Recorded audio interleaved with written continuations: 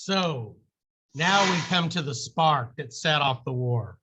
The spark in Sarajevo. Notice the cool sparking sound that I made there for y'all. So anyway, this isn't necessarily U.S. history, but I know some of you have a really good interest, a really healthy interest in World War I. I mean, you think it's the bomb and all. So I thought I would go over the events that lead to it. Mr. Janis may or may not have gone through this, and some of it is important to know. So I'm just going to go ahead and talk a little bit about that with y'all. It's in Sarajevo.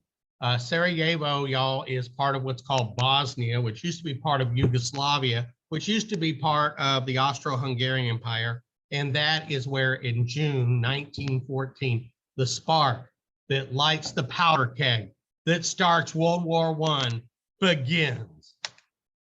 So it's going to include two victims, the Austrian Archduke Franz, or Francis Ferdinand, and his wife, okay? Here's a picture of the lovely family. You notice he's kind of got the handlebar mustache, kind of like his good buddy. They used to love and go massacre like thousands of birds, literally thousands of birds together. They were big hunters.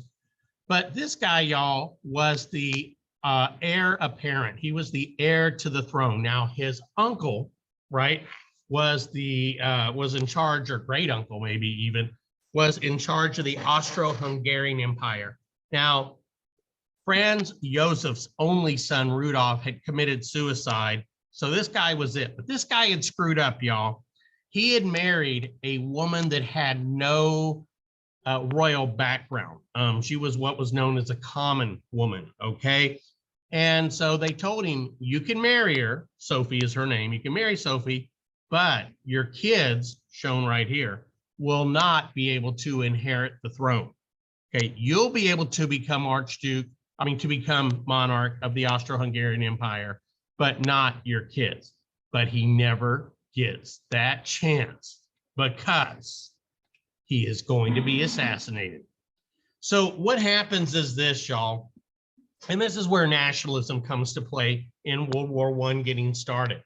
Now, a group of Serbians, and Serbia, y'all, was an independent country right next to Bosnia, which had a lot of Serbs living in it, but was under the control of the Austro-Hungarians.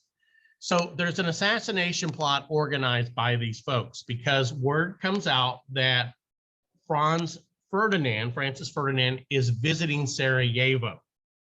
And they decide this will be a great place to knock him off.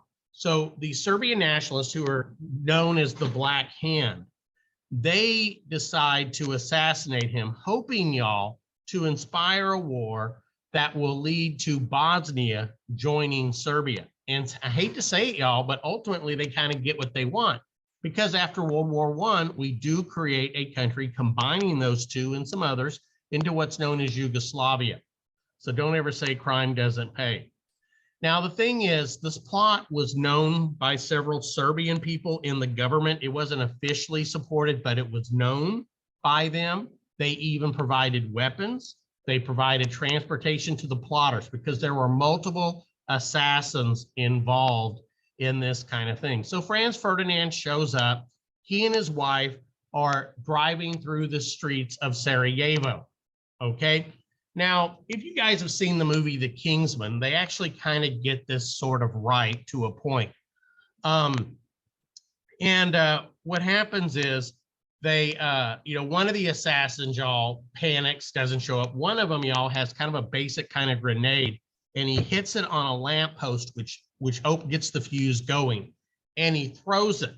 Well, as you can see here, y'all, it's a convertible car. Mr. D loves convertibles. John F. Kennedy, not so much. But anyway, it rolls off the back of the car and it actually blows up and hurts the people in the car behind him. Now, Franz Ferdinand, ironically, was somewhat sympathetic to giving some more freedom to Bosnia and that kind of thing. But of course, he's not going to get the chance. But he's very offended that this is like how you welcome me to Sarajevo by trying to kill me. And he goes and gives a speech. But then after the speech, y'all, he decides, you know what? I need to go visit those people that got hurt when the bomb rolled off the back of my car and hit them. So he decides to go see those guys. Well, the driver apparently was confused or something, took a wrong turn. Now, in the meantime, one of the assassins who was down the way, y'all, because they had multiple assassins on the way, some with pistols, some with some with bombs. And when basically the first one had failed so badly, one of these young would-be assassins, a man by the name of Gavrilo Princip, he was just depressed. He's just sitting there in the cafe thinking about killing himself. Like, my life is pointless. I didn't do my job. I didn't get to kill this guy. I mean, haven't we all had that feeling someday? And so what he ends up doing is he's just sitting there, and suddenly the Archduke passes by, and he's like, oh man, I missed him. But then they've made a wrong turn, and the Archduke's car very slowly has to back up. And as it's backing up, it passes right in front of Princip. And it's easy, almost as easy as shown in a Kingsman, for this dude just to come out and bust a cap. Of course, you know, he didn't turn the gun this way like he should have, because, you know, you and I know that's the only effective way to shoot, right? But anyway, he shoots him, and not only hits the Archduke, but also hits his innocent wife, Sophie, okay? And both of them end up dying. In fact, as Sophie is bleeding out, the Archduke is like, you gotta live for the children, Sophie. You gotta live for the children. But alas, she did not, and they both died. But even in death, y'all, the government downplayed the death because he was disliked by his great uncle or whatever. And even her coffin was kept at a lower level because she wasn't of royal birth.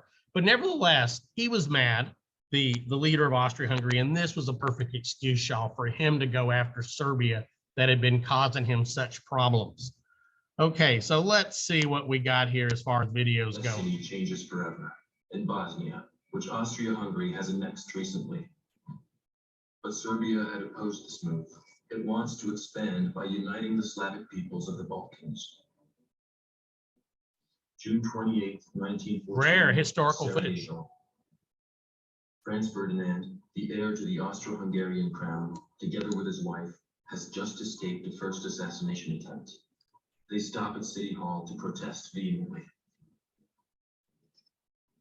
These are the last images of the couple. When they leave the building a little later, they are shot dead with a pistol.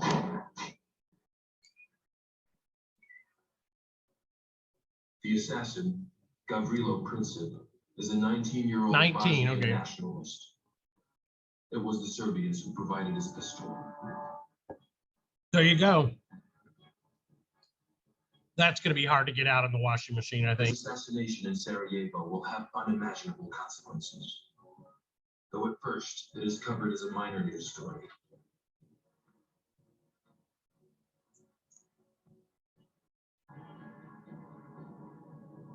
So your coffin's just a little bit lower.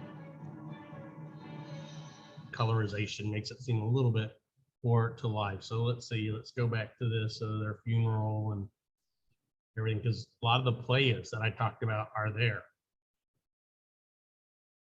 The assassination in Sarajevo is one more shock for the old Emperor of Austria.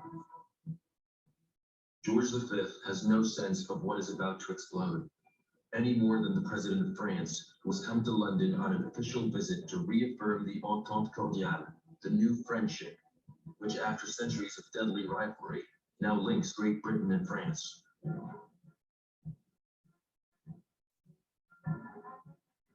It's Poincaré. Remember I mentioned him? Poincaré, 54, may be a moderate, but he comes from the Lorraine region that Germany annexed, and that all France now dreams of reconquering. Remember Alsace-Lorraine, that revanche thing? July 3rd, 1914, with the funerals of Franz Ferdinand and Sophie Chotek, the countdown to war begins. I tried to find the Kingsman scene, and I don't have that. I may have to try to find that later for you, because it is a pretty accurate view, at least of the assassination. Gets a lot of other stuff crazily wrong, but hey, they're having fun with history. And if it gets some of you guys interested, that's the main point. So who can be said? I mean, I don't know about you guys, but by the time I was 19, I hadn't accomplished anything. But Gavrilo Princip, he started the First World War. Here he is after being beaten. They beat the you-know-what out of him. And this is just seconds after the assassination. You see them grabbing him here. And he attempted suicide, taking a pill, but it didn't quite work. So his name is Gavrilo Princip. And here's a song by a band called Franz Ferdinand.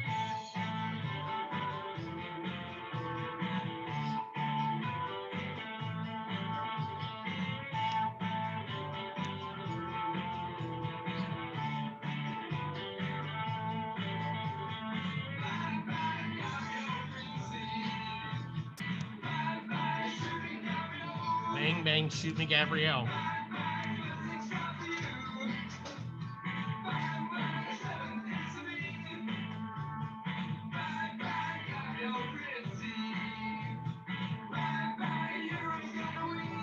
Europe's gonna weep. All for you, all for you, all for you. Now they're saying Sophie in the background. All for you, Sophie.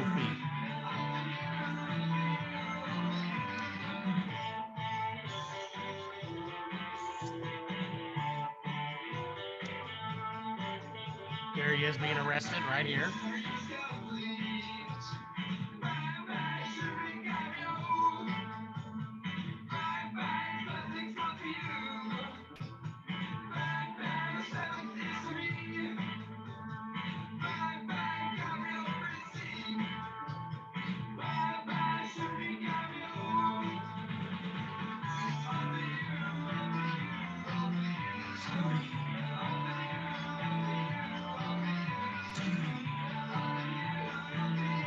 All the cities y'all destroyed in the war.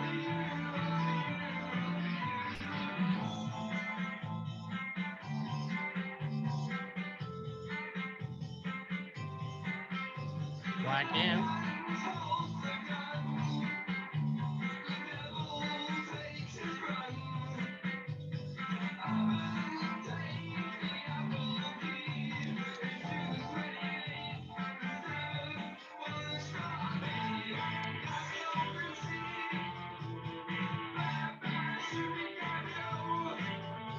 There's the pistol, a little 9mm. Browning, I believe.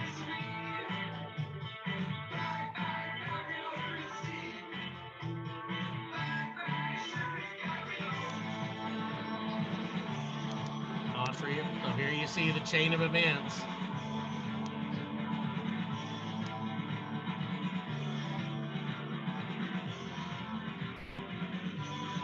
$11 million dead men.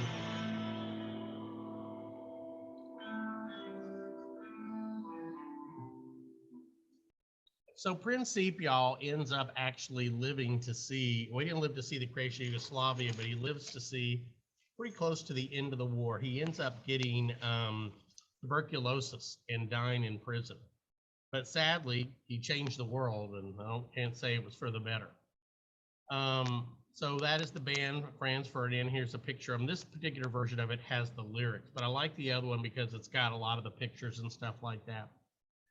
And like I said, Ferdinand was actually supportive of maybe giving some more independence to some of these. He kind of believed in setting up kind of a United States of Austria-Hungary where they would have some freedom and be more of a federal system. But with his death, that's not going to happen. And another sad thing, y'all, was Ferdinand was like best of friends. I mean, you know, they were BFFs, or yeah, exactly, BFFs. Mr. D. Price, remember this old lingo. But anyway, with Kaiser Bill. So Kaiser, man, he didn't have a lot of friends, and you kill one of his friends, he's going to be mad. So he's definitely going to support Austria in this.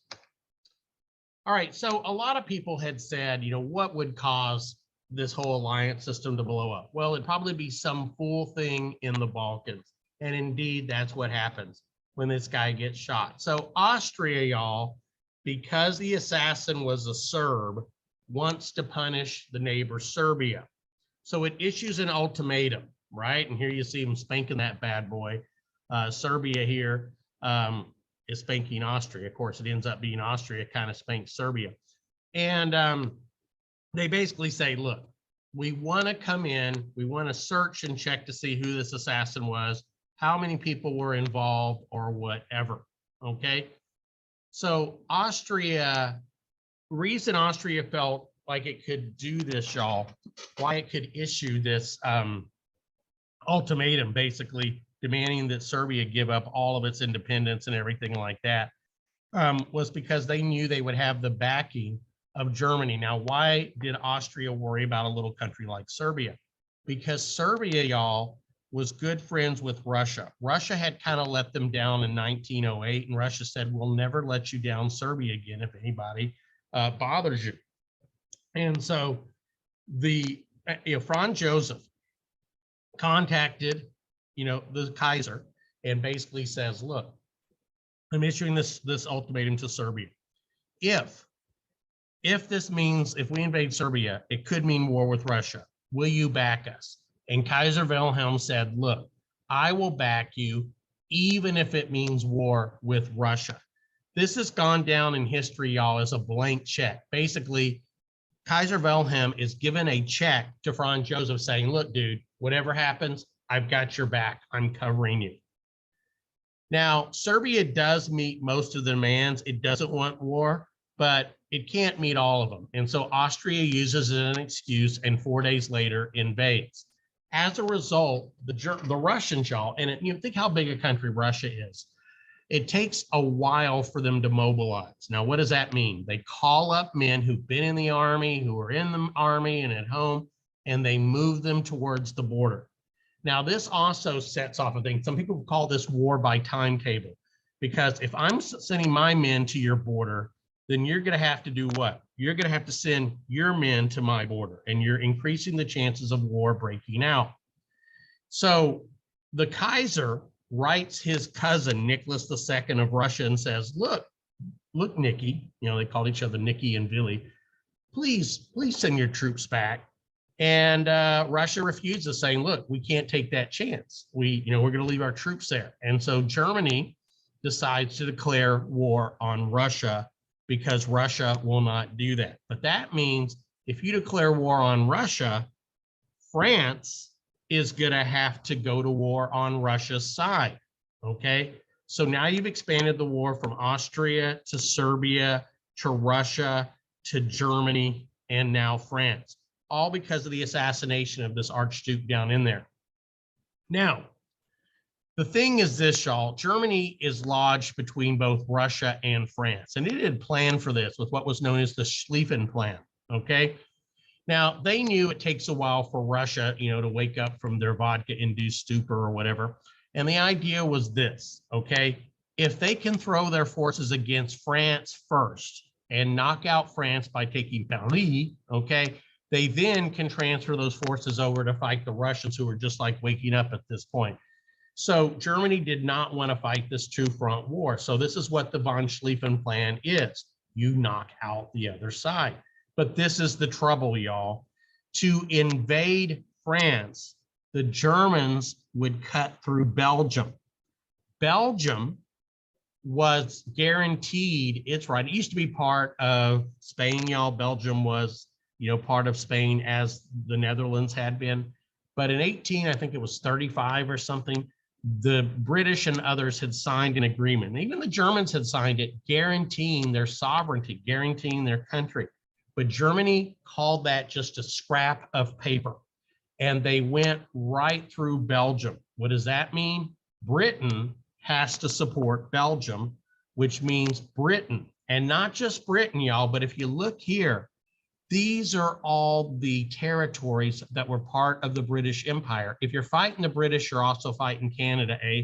You're fighting a lot of the South African countries. You're fighting Egypt and the Sudan and all these places in Nigeria, India, and what is today Pakistan and Bangladesh, Australia, New Zealand, and some of these territories, Singapore, Malaysia, and you name it, okay? So you're bringing in a lot, okay, into this war. So invading neutral Belgium is going to bring in Britain, and it's going to bring in their empire.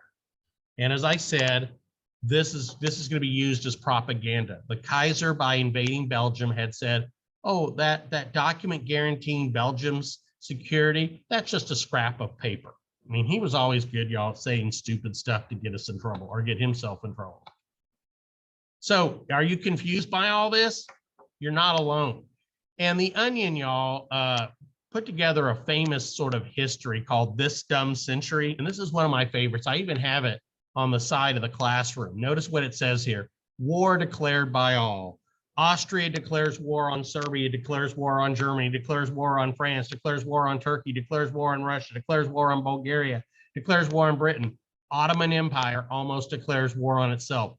Nations struggle to remember allies. And you got a drunk who declares war on Ireland here. And I mean, it's just absolutely funny. And you look at all the crazy things here. I mean, they really captured how silly this whole thing was, but not going to be silly for the 11 million people who die in this thing. So it doesn't quite go that way, y'all. The Germans come through Belgium. They make a really silly turn here. Instead of going around Paris as the original plan called for, they turn here, which puts what we call their flanks, their side, right to the French. So the French and the British Expeditionary Force, the Brits who've gone over there, they attack the Germans, y'all, right in the flank, right in the side at what becomes known as the First Battle of the Marne, shown right here. And yes, they did wear red pants in the first days of the war. Now, what ends up happening is the Germans have to retreat back from Paris, and they retreat back finally all the way through here. Now, what begins is called the Race to the Sea. And this goes on for several months. You know, the war is going in August 1914. You have those opening moves. It is a mobile war at first. But by September, you have each side trying to get around the other. And before it's done, y'all, they run into the North Sea, English Channel up here, and they begin to dig trenches. And as a result, this is going to be how the war is going to be fought. Most of World War I, at least the Western Front, as we call it, y'all, that we are involved in ultimately, is going to be in northern France and western Belgium. And pretty much, y'all, this is where the war goes back and forth. If you look at these dates, this is like September 1918. And I mean, it goes on, or no, this is, this is September 18th, my bad. Okay, I was looking at that the wrong way. So this becomes known as the Western Front, okay? And like I said, this is where it is. This is the one I was thinking of, y'all, that pretty much shows you the lines. This is the farthest or furthest, I never can remember those two, that the Germans get after the, towards the end of the war. They get there in 1918. In 1914, you can see how far they got, okay? The Allies, you know, we're gonna eventually push here. And as you can see, y'all, very little of Germany is actually going to be invaded in the war. Here's those areas, Alsace and Lorraine, that the French had lost in the Franco-Prussian War that they wanted back, and indeed they do get it back. So yeah, this is where the fighting is. And some of these battles, y'all, not that you need to know them, but I'm a big World War I buff. Verdun is probably one of the most infamous. The Argonne, the United States fighting, we'll learn about Sergeant York. Here's the Marne. There's also a second Battle of the Marne. Here's the Somme. I was over there, y'all, for the 100th anniversary of that. Luz and Ypres, okay? Just a bloody, bloody awful place, y'all. So most of the war fighting takes place in France, right? There you see France, and in Belgium, right? And this is where the fighting becomes this really bloody stalemate, this trench warfare, y'all, where a battle is over a few hundred yards. I remember when I was over visiting Ypres, and they pointed out maybe, what, 2-3 miles to this church steeple, and the guy said, you know, like 1 million men were wounded or killed in this area back and forth during the war, fighting just for this little stretch of land. That's how crazy